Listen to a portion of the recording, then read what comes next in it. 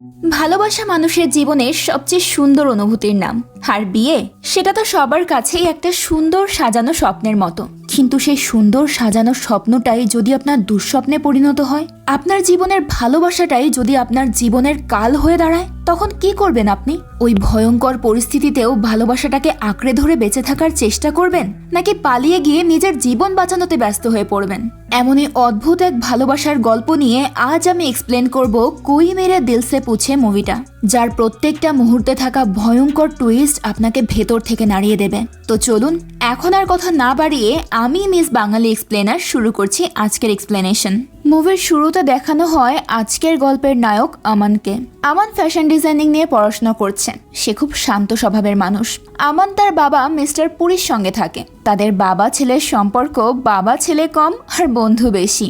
আমান যখন খুব ছোট ছিল তখনই তার মা মারা যায়। সেই থেকে আমানকে তার বাবা একাই মানুষ করেছে। আমানের বাবা চায় আমান বিয়ে করে বউ নিয়ে আসুক, এরপর তার বিজনেসটা সামলাক। কিন্তু আমান সে এখন বিয়ে করবে না। যদিও সে প্রেম করে না, কিন্তু কোনোভাবেই সে এখন বিয়ে করতে রাজি না। সে তার বাবাকে বলে যেদিন তার কোনো মেয়েকে দেখে মনে হবে সেই মেয়েটার সঙ্গে সারা জীবন কাটিয়ে দিতে পারবে, সেই দিনই আমান বিয়ে করবে। তো এভাবেই আমানের জীবন কেটে যাচ্ছে। এই ছন্নছাড়া জীবনে আমান এমন কাউকে খুঁজে চলেছে যে একেবারেই তার জীবনটা গুছিয়ে দেবে। তো প্রতিদিনের মতো আজও আমান কলেজে এসেছে। যদিও প্রেম ভালোবাসার ব্যাপারে সে উদাসীন, কিন্তু ফ্যাশন ডিজাইনিং তার জন্য আরেক দুনিয়া। আমান প্রথমে কলেজে তার বন্ধুদের সঙ্গে দেখা করে, এরপর চলে যায় নিরিবিলি জায়গায়। সেখানে বসে ভাবতে থাকে ইউনিক আর কিছু আনকমন ডিজাইন যা সবার নজর কাড়বে। আমান কয়েকটা ডিজাইন তো বানায়, কিন্তু কোনোটাই তার ভালো লাগছে না। মনে হচ্ছে কিছু যেন একটা নেই। আমান তখন বিরক্তি নিয়ে সামনের দিকে তাকায়। হঠাৎ তার চোখ আটকে যায়। আমানের মনে হয় যেন একটা সাদা পরী সদ্য আকাশ থেকে নেমে হেঁটে আসছে। এক সেকেন্ডে আমানের পুরো পৃথিবী যেন থমকে যায়। অপলক দৃষ্টিতে সে শুধু সেই মেয়েটাকেই দেখে যাচ্ছে। আমান এতটাই মগ্ন ছিল যে মেয়েটা তার সামনে দিয়ে কোথায় চলে গেল তার টেরও পেল না। কিছুক্ষণ পর সে ছুটে যায় ক্যাম্পাসের দিকে। সবাইকে জিজ্ঞেস করে তারা কোনো মেয়েকে দেখেছে কিনা, কিন্তু না, কেউই সেই মেয়েটাকে দেখেনি। আমান সেদিন মেয়েটাকে অনেক খোঁজে, কিন্তু কোনো লাভ হয় না। এদিকে আমানের কলেজে ভর্তি হওয়া ফ্রেশার্সদের আজ নবীনবরণ অনুষ্ঠান, কিন্তু তাদের প্রিন্সিপাল নারাশঙ্কর কোনোভাবেই জুনিয়রদের নবীনবরণে সিনিয়রদের অ্যালাউ করবে না। তখন কলেজের স্যার রাজ নাইডু নারাশঙ্করকে রাজি করায় যাতে সিনিয়ররা ফ্রেশার্সদের পার্টিতে যেতে পারে, যার জন্য আমান সহ কলেজের বাকি সবাই খুব খুশি হয়। সন্ধ্যায় শুরু হয় ফ্রেশার্স পার্টি। এটা যেহেতু ফ্যাশন ডিজাইনিং কলেজ, তো প্রত্যেকজন ফ্রেশার নতুনভাবে নিজেকে প্রেজেন্ট করে। সবাই ডিফারেন্ট কস্টিউম পরেছে। দেখতে যদিও একটু হাস্যকর লাগছিল, কিন্তু এটা সবাই মিলে বেশ এনজয় করেছে। হঠাৎ আমান দেখে সেখানে সেই মেয়েটাও এসেছে যাকে সে সকালে দেখেছিল আর সারা দিন হন্যে হয়ে খুঁজেছিল। মেয়েটার নাম ঈশা। তো ঈশা এখানে কোনো কস্টিউম ছাড়াই এমনিতেই এসেছে, যেটা দেখে সেখানে থাকা সবাই খুব রেগে যায়। ঈশা বলে এসব কস্টিউম পরতে তার আনইজি লাগে, তাই সে পরেনি। এটা শুনে সেখানে থাকা সবাই ঈশাকে বলে যেহেতু সে কস্টিউম পরেনি তাই তাকে শাস্তি পেতে হবে। মানে ওই যে বড় বড় কলেজে যেটাকে বলে আর কি র্যাগিং, তাই হচ্ছে এখন ঈশার সাথে। তো যাই হোক, পরিস্থিতি হাতের নাগালের বাইরে চলে যাচ্ছে দেখে আমার নিজে স্টেজে উঠে আসে আর বলে হ্যাঁ, অবশ্যই ওকে শাস্তি পেতে হবে। আর সেই শাস্তিটা হলো ওকে ডান্স করতে হবে, সঙ্গে গানও গাইতে হবে। এটা শুনে ঈশা বলে সে নাচতে পারবে কিন্তু গাইতে পারবে না। তখন আমান চোখের ইশারা করে তাকে বোঝায় যে সে সবকিছু দেখছে। তখন ঈশাও আর কিছু বলে না। এরপর আমান গান গায় আর ঈশা ডান্স করে। আমানের জন্য ঈশা এই যাত্রায় বেঁচে যায়, কিন্তু ডান্স শেষ হতেই আমান খেয়াল করে ঈশা তার পাশে নেই। ঈশা আমানকে কিছু না বলেই সেখান থেকে চলে গেছে। তাই এবারও বেচারা আমান ঈশার সঙ্গে কথা বলতে পারে না। পরদিন সকালে ঈশা তার মায়ের সঙ্গে মর্নিং ওয়াক করতে যায়। ঈশাকে তার মা জিজ্ঞেস করে কলেজের প্রথম দিন কেমন কেটেছে। তখন ঈশা জানায় গতকাল কলেজে তার সঙ্গে কি হয়েছে আর কিভাবে ঈশাকে তার একজন সিনিয়র বাঁচিয়েছে, কিন্তু ঈশা তার নামটা পর্যন্ত জানে না। এদিকে আমানের বাবা সকাল সকাল আমানের বিয়ের জন্য মেয়ে দেখিয়ে যাচ্ছে, কিন্তু আমানের একটাই কথা, সে ফ্যাশন ডিজাইনিং পড়া শেষ করে তারপর বিয়ে করবে, আর তার যাকে ভালো লাগবে তাকেই বিয়ে করবে। আমানের বাবা আমানের ওপর আর কোনো কথা বলে না। আমানও তার বাবাকে বিদায় জানিয়ে কলেজে চলে আসে। আজ একটু আগেই কলেজে এসেছে সে। কলেজের গেটে দাঁড়িয়ে আছে ওই অচেনা মেয়েটার সঙ্গে কথা বলার জন্য। আমান আজ পর্যন্ত মেয়েটার নামই জানতে পারলো না। বেশ কিছুক্ষণ অপেক্ষা করার পর ঈশা সেখানে আসে। আমান ঈশাকে দেখে তার সঙ্গে কথা বলতে যায়। আমান তাকে জিজ্ঞেস করে গতকাল ঈশা কোথায় গিয়েছিল, কিন্তু ঈশা আমানের প্রশ্নের কোনো উত্তর দেয় না। সে এমনভাবে হাঁটছে যেন আমানের কোনো কথাই সে শুনতে পাচ্ছে না। সে সোজা ক্লাসরুমে চলে যায়। এটা দেখে আমাদের ফ্রেন্ড অ্যানা বলে, ঈশা তোমাকে কখনোই পাত্তা দেবে না। আচ্ছা বলো তো, ওর মধ্যে এমন কি আছে যার জন্য তুমি ওর পেছনে পড়ে আছো? আসলে ঈশার মধ্যে কি আছে এটা তো অ্যানা বুঝবে না। কাউকে মন থেকে ভালোবাসলে তার থেকে কখনোই দূরে থাকা যায় না। তো যাই হোক, আমান অ্যানার কথায় কোনো পাত্তা না দিয়ে সেখান থেকে চলে যায়। ওদিকে প্রিন্সিপাল রাজের ওপর ভীষণ রেগে আছে। প্রিন্সিপালের ধারণা রাজ ফ্রেশার্স পার্টিতে সিনিয়রদের অংশগ্রহণ করতে দেওয়ায় এখন ইউনিভার্সিটিতে ভালোবাসা আর প্রেম ঢুকে পড়েছে। এখন ছেলেমেয়েরা পড়াশোনা বাদ দিয়ে প্রেম নিয়ে ব্যস্ত হয়ে যাবে। রাজ বলে, স্যার প্রেম ভালোবাসা তো থাকবেই, এমনটা তো না যে আপনার মেয়ে বিয়ে করে বিদেশে চলে গেছে বলে এই ইনস্টিটিউট থেকে ভালোবাসাও চলে যাবে। আসলে প্রিন্সিপালের মেয়ে আর রাজ একে অপরকে ভালোবাসতো, কিন্তু প্রিন্সিপাল তাদের ভালোবাসা মেনে নেয়নি। সে তার মেয়েকে একটা বড় লোকের ছেলের সঙ্গে জোর করে বিয়ে দিয়ে বিদেশে পাঠিয়ে দিয়েছে। সেই থেকে রাজ এই ইনস্টিটিউটেই টিচার হিসেবে রয়ে গেছে। রাজ এখনো তার ভালোবাসার জন্য বিয়ে করেনি। আর এইসব নিয়েই তাদের দুজনের মধ্যে মাঝে মধ্যেই কথা কাটাকাটি চলে। তো যাই হোক, অন্যদিকে আমান ঈশাকে খুঁজতে খুঁজতে চলে আসে লাইব্রেরি রুমে। সেখানে ঈশা নিজের মনের মতো বই পড়ছিল। আমান দূর থেকে দেখতে থাকে। এরপর ধীরে ধীরে সে ঈশার কাছে আসে আর একদম ঈশার সামনে চেয়ারে বসে পড়ে। ঈশা মনোযোগ দিয়ে পড়ছে, তার তো এইসবের দিকে কোনো খেয়ালই নেই। আর অন্যদিকে আমান ঈশাকে মনোযোগ দিয়ে দেখছে। ঈশার মায়াভরা মুখ দেখে আমানের চোখের পলকও পড়ছে না। তার মনে হচ্ছে পৃথিবীর সকল সুখ বুঝি এখানেই। এদিকে লাইব্রেরিতে থাকা অন্য স্টুডেন্টরাও এই ব্যাপারটা নোটিস করে। তারা যেহেতু আমানকে আগে থেকেই চিনতো, তাই সবাই মজা নিতে শুরু করে। তারা একে অপরকে ইশারা করে আমানের কাণ্ড দেখাতে থাকে। এরই মাঝে চারপাশে চাপা হাসির শব্দে ঈশা সামনের দিকে তাকায়। আর সামনে বসে থাকা আমানকে দেখে ঈশা সেখান থেকে উঠে চলে যায়। চারিদিকের হাসির শব্দে আমানের ঘোর কাটে। সে কিছুটা লজ্জা পেয়ে যায়। তো সে সোজা বাসায় চলে আসে। বাসায় আসতেই আমানের বাবা আবারও মেয়েদের ছবি নিয়ে তার পেছনে পড়ে যায়। সে যে করেই হোক তার ছেলেকে বিয়ে দেবেই। কিন্তু আমান এইসব কিছু মজা ভেবে উড়িয়ে দেয়। এরই মাঝে আমানের বাবা একটা জিনিস খেয়াল করে যে তার ছেলের চোখে মুখে এখন অন্যরকম একটা আনন্দ থাকে। তাই সে তার ছেলেকে জিজ্ঞেস করে এর কারণ কি। তখন আমান বলে, কলেজে একটা মেয়ে আছে, ওর নাম ঈশা। কেন যেন আমার ওকে দেখলেই মনে হয় সারাটা জীবন ওর সঙ্গে পার করে দিতে পারবো। কিন্তু সারা জীবন তো পার করে দেওয়া দূর, ও তো আমার সঙ্গে কথাই বলে না। আমানের বাবা বলে, চিন্তা করো না, দেখবে সব ঠিক হয়ে যাবে। তুমি ওর মায়ের সঙ্গেই তো কথা বলতে পারো। সেটা শুনে আমান খুশি হয়ে যায়। এখন সময় করে একবার ঈশার মায়ের সঙ্গে দেখা করতে হবে। তো পরদিন আমান কলেজে গিয়ে জানতে পারে ফ্যাশন ডিজাইনিং কম্পিটিশনে আমান আর ঈশা একটা গ্রুপ হয়ে কাজ করবে। এটা দেখে তো আমান ভীষণ খুশি। এবার তো ঈশাকে তার সঙ্গে কথা বলতেই হবে। আমানের এক্সাইটমেন্ট যেন শেষই হচ্ছে না। সে ঈশাকে বলে দুপুরে ক্যান্টিনে বসে কাজ নিয়ে আলোচনা করবে। কিন্তু সত্যি বলতে কাজ তো একটা বাহানা মাত্র। আমান শুধু ঈশার সঙ্গে সময় কাটাতে চায়। কিন্তু হঠাৎ করে তাকে প্রিন্সিপাল ডেকে বলে আমানের সঙ্গে ঈশা গ্রুপে থাকবে না। কম্পিউটার মিস্টেকের কারণে আমানের সঙ্গে ঈশার নাম চলে এসেছে, কিন্তু তারা এখন লিস্ট ঠিক করে দিয়েছে। এটা শুনে আমানের মনটা খারাপ হয়ে যায়। সে প্রিন্সিপালকে বোঝানোর চেষ্টা করে, কিন্তু কোনো লাভ হয় না। আমান মন খারাপ করে ফিরেই আসছিল, তখন আমানের সঙ্গে দেখা হয় রাজ স্যারের। আমান রাজকে সবকিছু জানায়। পুরো ঘটনা শুনে রাজ আমানকে বলে, এই সমস্যার সমাধান তো কথার মাঝেই আছে, তুমি একটু ভালোভাবে ভাবো, তাহলেই বুঝতে পারবে। এবার আমান বুঝতে পারে রাজ স্যার কি বলতে চাইছে। সে সোজা চলে যায় তার ফ্রেন্ড অ্যানার কাছে। প্রিন্সিপাল বলেছে জুনিয়র মেয়েদেরকে কোনো সিনিয়র মেয়েই তার গ্রুপে নিতে পারবে। তাই আমান অ্যানাকে রিকোয়েস্ট করে অ্যানা যাতে ঈশাকে তার গ্রুপে জয়েন করিয়ে নেয়। কিন্তু অ্যানা প্রথমে রাজি হয় না, কারণ অ্যানাও মনে মনে আমানকে পছন্দ করত। কিন্তু আমান তো ভালোবাসে ঈশাকে, তাই সে বারবার জোর করতে থাকে। শেষ পর্যন্ত অ্যানাও রাজি হয়ে যায় ঈশাকে তার গ্রুপে নিতে। আমান কিছুটা স্বস্তির নিঃশ্বাস ফেলে। এখন পুরোপুরি সুযোগ না হলেও একটু তো কথা বলার সুযোগ হয়েছে, এটাই তার কাছে অনেক। এরপর থেকে ঈশা যখনই অ্যানার সঙ্গে কাজ করে তখনই সেখানে আমান চলে আসে। তবে আমানকে ঈশা সবসময় এড়িয়ে চলে। এর কারণ আমান বুঝতে পারে না। একদিন আমান তাদের সঙ্গে বসতেই ঈশা উঠে বাড়ির দিকে রওনা দেয়। এতে আমান প্রচন্ড রেগে যায়। সে ঠিক করে যে সে আজ ঈশার সঙ্গে কথা বলেই ছাড়বে। ওদিকে ঈশা ততক্ষণে অটোতে উঠে পড়েছে। আমান তার পিছন পিছন ছুটতে থাকে। ঈশা ব্যাপারটা বুঝতে পেরে রাস্তায় থাকা ট্রাফিক পুলিশকে বলে আমান তাকে বিরক্ত করছে। এটা শুনে পুলিশ আমানকে ধরে থানায় নিয়ে যায়। কিছুক্ষণের মধ্যে আমানের বাবা থানায় আসে। ঈশা আমানের নামে ইফটিজিং এর কমপ্লেন করেছেন, যার জন্য আমানের বাবাকে থানায় ডাকা হয়েছে। আমানের বাবা আমানকে অনেক ভালোবাসতো, আর সে তার ছেলেকে অনেক বিশ্বাসও করত।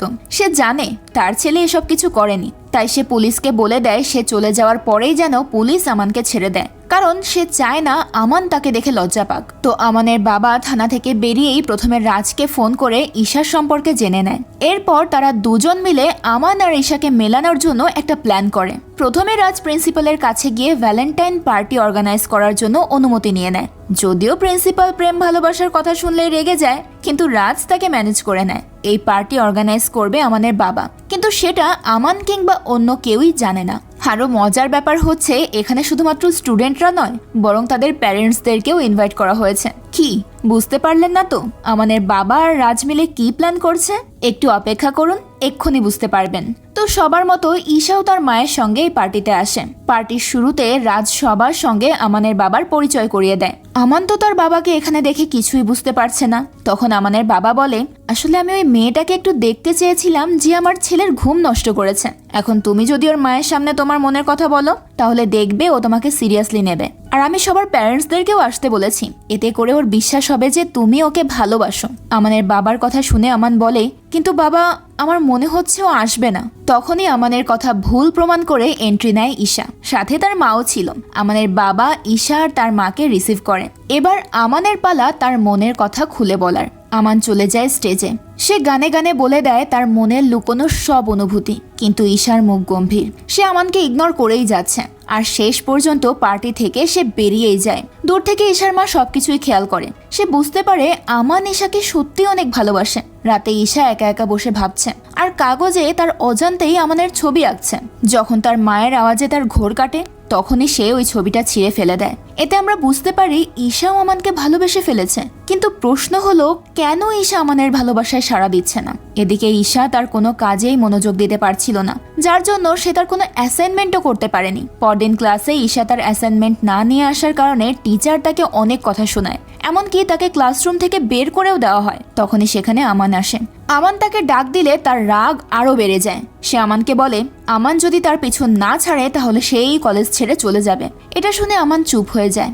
ঈশা চলে গেলে আমান সোজা চলে যায় ঈশার মায়ের সঙ্গে দেখা করতে। তাকে জানতেই হবে ঈশা কেন এমন করছে। তো আমান যখন ঈশার মায়ের সঙ্গে কথা বলছিল, তখনই সেখানে ঈশা চলে আসে। সে আমানকে বলে, তুমি এখানে কেন এসেছো? আমান ঈশাকে বোঝায় যে সে শুধুমাত্র ঈশার সঙ্গে কথা বলতে চায়, বন্ধুত্ব করতে চায়। ঈশা তখন রেগে বলে, আমান যদি এবার তার পিছু না ছাড়ে তাহলে ঈশা সত্যি আর কলেজে যাবে না। এটা শুনে আমান বলে, তোমার কলেজ ছেড়ে কোথাও যেতে হবে না ঈশা, আজ থেকে আমি আর কলেজে আসবো না। এই বলে আমান সেখান থেকে চলে যায়। তখন ঈশার মা ঈশাকে বলে, তুমি এমনটা কেন করছো? আমান সত্যি অনেক ভালো ছেলে, ও তোমাকে অনেক ভালোবাসে, আর আমিও চাই তোমাদের বিয়ে হোক। তখন ঈশা কান্না করতে করতে বলে, না মা, এই বিয়ে হতে পারে না। তুমি হয়তো ভুলে যাচ্ছ, আমি তোমার মেয়ে না, তোমার ছেলের বউ। হ্যাঁ, ঠিক শুনেছেন। এখানেই রিভিল হয় ঈশার জীবনের এক ভয়ানক অতীত। ঈশার সঙ্গে বিয়ে হয়েছিল দুষ্যন্তের। চোখে হাজারো স্বপ্ন নিয়ে ঈশাই বাড়িতে এসেছিল। বাসর রাতে ঈশা যখন দুষ্যন্তের জন্য অপেক্ষা করছিল, তখন দুষ্যন্ত মাস্ক পরে এসে ঈশাকে ভয় দেখায়। ঈশা সেখানে একেবারে নতুন, তার উপর আবার দুষ্যন্ত ভয় দেখিয়েছে। মনে হচ্ছিল তার জীবনটাই বুঝি বেরিয়ে গেল, কিন্তু ঈশা কিছুই বলে না। তখন দুষ্যন্ত ঈশাকে বলে, তুমি শুয়ে পড়ো তো, আমি তোমার ভিডিও বানাবো। আজকে সারা রাত আমি তোমার ভিডিও করব, ঠিক আছে? এটা শুনে ঈশার কিছুটা সন্দেহ হয়। সে রাজি হয় না। ঈশা দুষ্যন্তকে বলে ক্যামেরাটা সাইডে রাখতে, কিন্তু দুষ্যন্ত ঈশার ভিডিও করেই যাচ্ছে। তখন ঈশা দুষ্যন্তের হাত থেকে ক্যামেরাটা ফেলে দেয়। ক্যামেরাটা নিচে পড়ে ভেঙে যায়। দুষ্যন্ত তখন ছুটে যায় ক্যামেরার কাছে। সে ঈশাকে বলে, তুমি এটা কি করলে? আমার ক্যামেরাটা এভাবে ভেঙে ফেললে? সমস্যা নেই, যাক, তুমি সুন্দর আর তার সঙ্গে বুদ্ধিমানও, তোমার থেকে এর দাম নিতে বেশ মজা হবে। ঈশা তার কথার মানে কিছুই বুঝতে পারছিল না। দুষ্যন্ত তখন ঈশার হাতে ভাঙা ক্যামেরাটা ধরিয়ে দিয়ে হাসতে হাসতে রুম থেকে বেরিয়ে যায়। বাইরেই ঈশার মা অর্থাৎ দুষ্যন্তের মা বসেছিল। দুষ্যন্তকে দেখে দুষ্যন্তের মা জিজ্ঞেস করে, তুমি এত রাতে বৌমাকে ছেড়ে কোথায় যাচ্ছ? দুষ্যন্ত বলে, হারে মা, আর বলো না, তোমার ওই আদরের বৌমা আমার ক্যামেরা ভেঙে ফেলেছে, তাই আমি আরেকটা ব্যবস্থা করতে যাচ্ছি। দুষ্যন্তের মা অবাক হয়ে বলে, কেন? ও তোমার ক্যামেরা কেন ভেঙেছে? তখন দুষ্যন্ত একদম সাধারণভাবেই বলে, আরে আমি তোমার বৌমার ভিডিও করতে চেয়েছিলাম, কিন্তু তোমার বৌমার আপত্তি ছিল, তাই সে আমার ক্যামেরাটা ভেঙে ফেলেছে। তুমি ওকে বুঝিয়ে বলে দিও আমার ক্যামেরা থেকে দূরে থাকতে। পরদিন দুষ্যন্তের মা ঈশাকে বলে, জানো আমার ছেলেটা না ছোট থেকেই এমন, ও ক্যামেরাকে ভীষণ ভালোবাসে, আর এখন তো বিদেশিদের সঙ্গে কাজ করতে গিয়ে নিজেও বিদেশিদের মতো চলাফেরা শুরু করে দিয়েছে। তুমি ওকে নিয়ে অত চিন্তা করো না। ঈশা সবকিছুই বসে বসে শুনছে। তখনই সেখানে দুষ্যন্ত আসে। দুষ্যন্ত বলে সে তার দুজন বিদেশি বন্ধুর সঙ্গে শিকারে যাচ্ছে, আর ঈশাকেও তার সঙ্গে নিয়ে যেতে চায়। এটা শুনে দুষ্যন্তের মা দুষ্যন্তের সঙ্গে ঈশাকে পাঠিয়ে দেয়। রাতে দুষ্যন্ত আর ঈশা জঙ্গলেই থাকবে, সব ব্যবস্থা দুষ্যন্ত করে রেখেছে। কিছুক্ষণ পর দুষ্যন্ত নিজের ক্যামেরা বের করে আর ঈশাকে ভিডিও করতে শুরু করে। ঈশা এবার ব্যাপারটা নর্মালি নেয়। তখনই সেখানে একজন বিদেশি ছেলে এসে বলে, দুষ্যন্ত তোমার বউ তো অনেক সুন্দর। এটা শুনে দুষ্যন্ত বলে, তাই নাকি? তাহলে যাও তুমি ওর সঙ্গে এনজয় করো। এটা শুনে দিশা অনেক ঘাবড়ে যায়। সে বলে, তুমি এটা কি বলছো দুষ্যন্ত? আমি তোমার বিয়ে করা বউ, আর তুমি কিনা আমাকে অন্য এক পুরুষের কাছে পাঠাচ্ছ? দুষ্যন্ত কিছুই বলে না, সে যেন এক অন্য খেলায় মেতে আছে। ঈশা পালাতে চাইলে সবাই তাকে ধরে ফেলে, এরপর জোর করে বিছানায় নিয়ে যায়। বিদেশি ছেলেটা ঈশার সঙ্গে জোর করতে থাকে, আর দুষ্যন্ত হাসতে হাসতে ভিডিও করতে থাকে। ঈশা নিজেকে বাঁচানোর জন্য প্রাণপণ চেষ্টা করছে। সে বারবার দুষ্যন্তকে বলছে, তুমি অগ্নিসাক্ষী করে আমাকে বিয়ে করেছো, আমাকে রক্ষা করার প্রতিশ্রুতি দিয়েছো, আমাকে বাঁচাও দুষ্যন্ত। কিন্তু দুষ্যন্তের কানে যেন ঈশার কোনো কথাই পৌঁছচ্ছে না। ঈশা তখন বুঝে যায় তাকেই নিজেকে বাঁচাতে হবে। এবার ঈশার সাহস নিয়ে প্রথমে ছেলেটাকে আর তারপর তার বন্ধুকে আঘাত করে। তারা যখন ব্যথায় মাটিতে লুটিয়ে পড়ে তখন ঈশা সেখান থেকে বের হওয়ার চেষ্টা করে, কিন্তু তার সামনে এসে দাঁড়ায় দুষ্যন্ত। দুষ্যন্ত এখনো হেসেই চলেছে। এরপর ঈশা সেখান থেকে বেরিয়ে আসে। সে বের হতেই দুষ্যন্তের শরীরে আগুন লেগে যায়, আর সেই আগুন ছড়িয়ে পড়ে গোটা রুমে। জ্বলে পড়ে ছাই হয়ে যায় সেখানকার সবকিছু। পরদিন সকালে দুষ্যন্তের মা যখন পূজা করছিল তখনই তার সামনে এসে দাঁড়ায় ঈশা। ঈশার জামা কাপড় ছিল ছেঁড়া আর শরীরে ছিল ক্ষত। দুষ্যন্তের মা ঈশাকে দেখে বুঝতে পারছে না সে কি করবে। ঈশা গত রাতে হওয়া সব ঘটনা তাকে খুলে বলে। দুষ্যন্তের মায়ের বিশ্বাস হচ্ছে না তার সন্তান এতটা অমানুষ হতে পারে। দুষ্যন্তের মা বলে, সব দোষ আমার, আমি ওর খারাপ অভ্যাস সম্পর্কে জেনেও তোমার সঙ্গে বিয়ে দিয়েছি। ভেবেছিলাম বিয়ের পরে সব ঠিক হয়ে যাবে, কিন্তু আমি ভুল ছিলাম। তুমি চিন্তা করো না, আমি তোমার কোনো ক্ষতি হতে দেব না। তোমাকে নিয়ে আমি অনেক দূরে চলে যাব। এরপর ঈশা আর দুষ্যন্তের মা সেই শহর ছেড়ে চলে যায়। তারা খবর পেয়েছে যে দুষ্যন্ত মারা গেছেন। এরপর দুষ্যন্তের মা হয়ে ওঠে ঈশার মা, আর এখন সে ঈশার আবার বিয়ে দিতে চায়। এদিকে আমানের বাবা আমানের মন খারাপ দেখে ঈশার বাড়িতে আসে। আমানের বাবা দুষ্যন্তের মায়ের কাছে ঈশা এবং আমানের বিয়ের কথা বলে, কারণ তারা তো আর জানে না ঈশার অতীত সম্পর্কে। তো দুষ্যন্তের মা বলে সে ঈশার সঙ্গে এই ব্যাপারে কথা বলে জানাবে।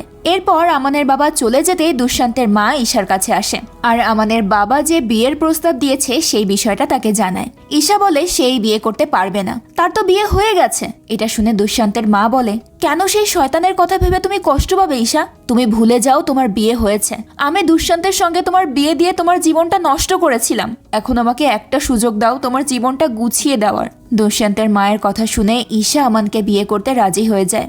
এদিকে প্রিন্সিপাল নিজের মেয়ের অ্যানিভার্সারি সেলিব্রেট করছে। প্রিন্সিপাল রাজকেও ডেকেছে, কারণ সে রাজকে একটু কষ্ট দিতে চায়। প্রিন্সিপাল বলে, আজকে তোমার পরাজয়ের দিন আর আমার খুশির দিন। যেমন আমার মেয়ে তোমাকে ছেড়ে ভালো ডিসিশন নিয়েছে, তেমনি ঈশা আমাদের ভালোবাসায় সাড়া না দিয়ে ভালো ডিসিশন নিয়েছে। তখনই রাজ বলে, না স্যার, আমার মনে হচ্ছে এখন এমনটা হবে না। ঈশা আমাদের ভালোবাসায় সাড়া দেবেই, ঈশা আসবে, অবশ্যই আসবে। তখনই আমরা ঈশাকে দেখি, সে কলেজে এসেছে আর চারদিকে আমানকে খুঁজছে। ঈশা আয়নার কাছ থেকে জানতে পারে আমান দুদিন ধরে কলেজেই আসেনি, তাই ঈশা আমাদের বাড়িতে ফোন করে। আমান তো ঈশার ফোন পেয়ে ভীষণ খুশি। ঈশা আমানকে কলেজে দেখা করতে বলে। আমান সঙ্গে সঙ্গে কলেজে চলে আসে। তার যেন আজ স্বপ্ন পূরণ হয়ে গেছে। আমান ঠিক আগের মতোই লাইব্রেরিতে এসে ঈশার সামনে চেয়ারে বসে ঈশাকে অপলকভাবে দেখতে থাকে। কিন্তু এবার শুধু আমান নয়, ঈশাও তাকে দেখছে। হঠাৎ চারিদিকে হাসির শব্দে দুজনের ঘোর কাটে। সবাই তাদেরকে দেখছে, কিন্তু এবার ঈশা আর উঠে চলে যায় না, সেও সবার সঙ্গে হেসে দেয়। তাদের হাসি দেখে বাইরে দাঁড়িয়ে রাজও হাসছে, কারণ সে যে একটা ভালোবাসাকে পূর্ণতা দিতে পেরেছে এটা তার কাছে অনেক বড় একটা অ্যাচিভমেন্ট। এরপর শুরু হয় ঈশা আর আমানের প্রেম কাহিনী। কিন্তু ঈশার মনে হতে থাকে যে সে আমানকে ধোঁকা দিচ্ছে, তাই ঈশা সিদ্ধান্ত নেয় তার ভয়ঙ্কর অতীত সে আমানকে জানাবে। এরপর আমান যদি তাকে আপন করে নিতে চায় তাহলে আর কোনো সংকোচ থাকবে না। পরদিন ঈশা আমানের সঙ্গে দেখা করে আর দুষ্যন্তের সঙ্গে তার বিয়ে থেকে শুরু করে যা যা হয়েছে সবকিছু বলে দেয়। যদিও দুষ্যন্ত এখন বেঁচে নেই, কিন্তু তার এই সব ভয়ঙ্কর অতীত এখনো মনে পড়ে। আমান সবকিছু শুনে বলে, আমি বিশ্বাস করতে পারছি না, এমনটাও হতে পারে। এখন থেকে তুমি আর এসব কিছু মনে রাখবে না, সব ভুলে যাও। আমি তোমার পাশে আছি। আমানের এই কথা শুনে ঈশা একটু স্বস্তি পায়। সে বুঝতে পারে সে আমানকে ভালোবেসে কোনো ভুল করেনি। এখন ঈশার আর কোনো ভয় নেই। সে আমানকে বিয়ে করতে একদম প্রস্তুত। খুব তাড়াতাড়ি এঙ্গেজমেন্টের ডেট ফিক্স হয়ে যায়। এঙ্গেজমেন্টের দিন সবাই খুব খুশি। কলেজের প্রিন্সিপাল, রাজ সবাই এসেছে। কিন্তু এই খুশি বেশিক্ষণ থাকে না। হঠাৎ সামনে এসে দাঁড়ায় ঈশার সেই ভয়ঙ্কর অতীত। হ্যাঁ, দুষ্যন্ত এসেছে। দুষ্যন্ত বেঁচে আছে। এত বছর পরেও ঈশা দুষ্যন্তকে দেখে ভয়ে শিউরে ওঠে। আমান যেহেতু দুষ্যন্তকে দেখেনি তাই সে চিনতেও পারে না। এদিকে দুষ্যন্তের মা দুষ্যন্তের দিকে অবাক হয়ে তাকিয়ে আছে। সেটা দেখে দুষ্যন্ত বলে, আমি জানি তোমার মনে অনেক প্রশ্ন। শোনো, আগুন থেকে সাধুরা আমাকে বাঁচিয়েছে। এরপর অনেক কষ্টে তোমাদের ঠিকানা পেয়েছি। এরপর দুষ্যন্ত সবার সামনে বলে সে হচ্ছে ঈশার কাজিন। এটা শুনে আমানের বাবা দুষ্যন্তকে অনেক সুন্দরভাবে ওয়েলকাম করে। প্রথমবারই দুষ্যন্ত আমান আর তার বাবার মন জিতে নেয়। কিন্তু দুষ্যন্তের মা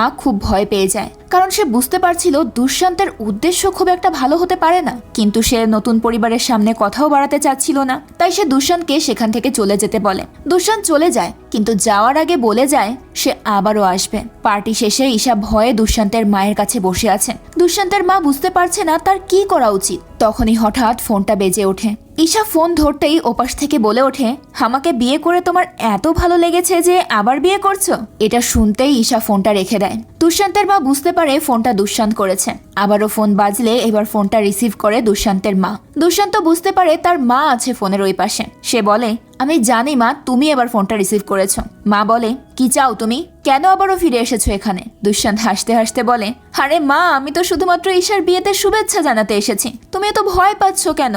আমি ভাবছি আজকে ডিনার করার জন্য আমাদের বাড়িতে চলে যাব।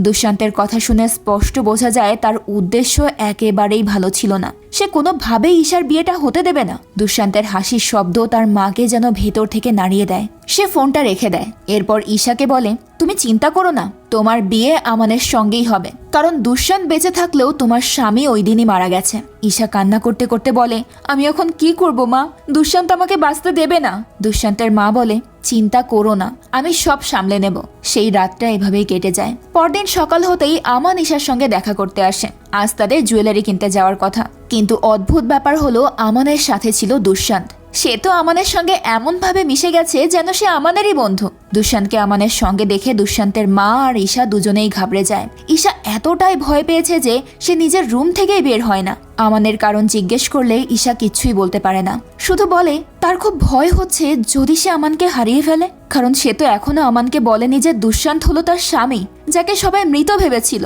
আমান তখন কোনোভাবে ঈশাকে রাজি করায় শপিং এ যাওয়ার জন্য। কিন্তু তারা যখন বের হবে তখন দুষ্যন্ত এসে বলে সেও তাদের সঙ্গে যাবে। তখন দুষ্যন্তের মা দুষ্যন্তকে তার সঙ্গে কথা আছে বলে আটকে দেয়। এরপর ঈশা আর আমান জুয়েলারি কিনতে চলে যায়। কিন্তু ঈশা সব জায়গায় যেন দুষ্যন্তকে দেখছিল, তাই সে দ্রুত বাড়ি ফিরে আসে।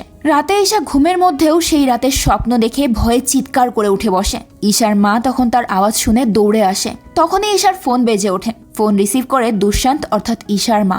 দুষ্যন্ত ফোন করেছে। সে জিজ্ঞেস করে ঈশা কেন চিৎকার দিয়েছে। এটা শুনে ঈশা আরো ভয় পেয়ে যায়। ঈশা চিৎকার করেছে এটা দুষ্যন্ত জানলো কিভাবে? তখন দুষ্যন্ত বলে সে এই বাড়িতেই আছে আর এখান থেকেই সে ঈশার খেয়াল রাখবে। এটা শুনে দুষ্যন্তের মা ঈশাকে বলে, তুমি চিন্তা করো না, আমি দুষ্যন্তের সামনে দাঁড়াবো, তোমার ভয় নেই, কিচ্ছু হবে না। এরপর দুষ্যন্তের মা সোজা চলে আসে দুষ্যন্তের কাছে। সে দুষ্যন্তকে চলে যেতে বললে সে বলে ঈশাকে না নিয়ে সে কোথাও যাবে না। দুষ্যন্তের মা শান্ত গলায় বলে, ঈশাকে ছাড়ার জন্য তুমি কি নেবে? এটা শুনে শয়তানি হাসি হেসে দুষ্যন্ত বলে, বেশি না, 10 কোটি, তাও আবার বিয়ের আগেই চাই। এটা শুনে দুষ্যন্তের মাও রাজি হয়ে যায়। কিন্তু দুষ্যন্ত পরদিন কলেজে গিয়ে ঈশাকে বলে সে আমানকে তাদের বিয়ের ছবি দেখাবে। সে ওই ছবিটা ছুঁড়ে মারে। তখনই সেটা এসে পড়ে আমানের সামনে। আমান ছবিটা দেখতেই যাবে তখনই দুষ্যন্ত এসে সেটা নিয়ে নেয়। ঈশা দূরে দাঁড়িয়ে এই সব তামাশা শুধুমাত্র দেখেই যাচ্ছে। সে আর এই যন্ত্রণা নিতে পারছিল না। তাই বাসায় গিয়ে ঈশা দুষ্যন্তের মাকে বলে সে এই বিয়ে করতে পারবে না, এভাবে ভয়ে ভয়ে সে বাঁচতে পারবে না। আর দুষ্যন্ত কোনোভাবেই এই বিয়েটা হতে দেবে না। ঈশা ঠিক করে সে আমানকে সবকিছু বলে দেবে। তখনই সেখানে আমান চলে আসে আর সব কথা শুনে নেয়। আমান তখন জানায় এতে তার কোনো সমস্যা নেই, সে ঈশাকেই বিয়ে করবে। তখনই আবার দুষ্যন্ত সেখানে চলে আসে। সে যখন দেখে আমান সবকিছু জেনেও বিয়েতে রাজি, তখন সে আমানকেই ওই 10 কোটি টাকা দেওয়ার জন্য জোর দিতে থাকে। সাথে হুমকি দেয় যে সে ওই 10 কোটি টাকা না দিলে দুষ্যন্ত সমস্ত সত্যি সবাইকে বলে দেবে। কিন্তু আমান এইসবে একদমই ভয় পায় না। আমান দুষ্যন্তকে স্পষ্ট বলে দেয় যা ইচ্ছে বলতে পারো, কোনো সমস্যা নেই, কিন্তু এই বিয়েটা হবেই। এটা শুনে দুষ্যন্ত রেগে সেখান থেকে চলে যায়। দেখতে দেখতে বিয়ের দিন চলে আসে। এখানে কলেজের সবাই এসেছে। হঠাৎ সেখানে দুষ্যন্ত পুলিশ নিয়ে আসে আর বলে, ঈশা আমার স্ত্রী, এটা জানা সত্ত্বেও আমার মা ওকে আমানের সঙ্গে বিয়ে দিচ্ছে, এটা তো আইনত অপরাধ। এই কারণে পুলিশ আমানকে থানায় নিয়ে যায়। আর পুলিশ যেতেই দুষ্যন্ত ঈশাকে জোর করে সেখান থেকে নিয়ে যায়। হঠাৎ আমানের বাবার ডাকে ঘোর কাটে দুষ্যন্তের মায়ের। তখন জানা যায় সে এতক্ষণ কল্পনা করছিল, তবে সে এটা ভালোভাবে উপলব্ধি করতে পারে যে দুষ্যন্তকে এখনই থামাতে হবে। তাই সে কাউকে কিছু না বলেই দুষ্যন্তের কাছে যায়। দুষ্যন্তের মা তাকে সব প্রপার্টির দলিল দিয়ে দেয় আর এই সব নিয়ে ঈশার জীবন থেকে আজীবনের জন্য চলে যেতে বলে। কিন্তু দুষ্যন্ত সোজা বলে দেয় সে কোথাও যাবে না। ঈশাকে সে তিলে তিলে শেষ করে মারবে। দুষ্যন্ত এসেছে শুধুমাত্র ঈশার উপর বদলা নিতে। দুষ্যন্তের মা আর কোনো কথাই বলে না। সে দুষ্যন্তকে শান্ত করার জন্য ক্ষীর নিয়ে আসে। দুষ্যন্তের মা যখন এটা তাকে খেতে দেয় তখন দুষ্যন্ত বলে, আমার না এখন আর তোমার উপর ঠিক বিশ্বাস হয় না, তুমি নিশ্চয়ই এই ক্ষীরে বিষ মিশিয়েছ। এটা শুনে দুষ্যন্তের মা তাকে একটা চড় বসিয়ে দেয়। এই প্রথম সে দুষ্যন্তের গায়ে হাত তুলল। এরপর বাটি থেকে দুষ্যন্তের মা প্রথমে নিজেই ক্ষীর খায়। তখন দুষ্যন্তের বিশ্বাস হয় যে এই ক্ষীরের মধ্যে কিচ্ছু মেশানো নেই। এরপর দুষ্যন্ত সমস্ত ক্ষীর নিজেই খেয়ে নেয়। কিন্তু পরক্ষণেই হঠাৎ দুষ্যন্তের গলা জ্বালা করতে শুরু করে। তার মানে ক্ষীরে আসলেই বিষ মেশানো ছিল, যার কারণে ধীরে ধীরে দুষ্যন্ত মৃত্যুর কোলে ঢলে পড়ে। দুষ্যন্তের মা শুধু দেখেই যাচ্ছে, কারণ তার তো আর কিছুই করার ছিল না। ঈশাকে বাঁচাতে হলে তাকে এটা করতেই হতো। কিছুক্ষণের মধ্যেই দুষ্যন্ত মারা যায়। দুষ্যন্তের মায়ের চোখও ঝাপসা হয়ে আসে, কারণ সেও তো এই বিষ খেয়েছে। তাও অনেক কষ্টে দুষ্যন্তের মা মণ্ডপে আসে। তাকে দেখে ঈশা আর আমান অনেক খুশি হয়। কিন্তু হঠাৎ করেই দুষ্যন্তের মা মাটিতে লুটিয়ে পড়ে। সবাই তখন ছুটে আসে। কেউ কিছু বুঝে ওঠার আগেই কি থেকে কি হয়ে গেল। দুষ্যন্তের মা ঈশাকে আমানের হাতে তুলে দিয়ে শেষ নিঃশ্বাস ত্যাগ করে। এটা দেখে ঈশা তখন কান্নায় ভেঙে পড়ে। দুষ্যন্তের মা নিজের জীবন দিয়ে ঈশার জীবনটা সুন্দর করে সাজিয়ে দেয়। আর এই কষ্টে মাখা সুন্দর মুহূর্তটার মধ্য দিয়েই এই গল্পটা এখানেই শেষ হয়ে যায়।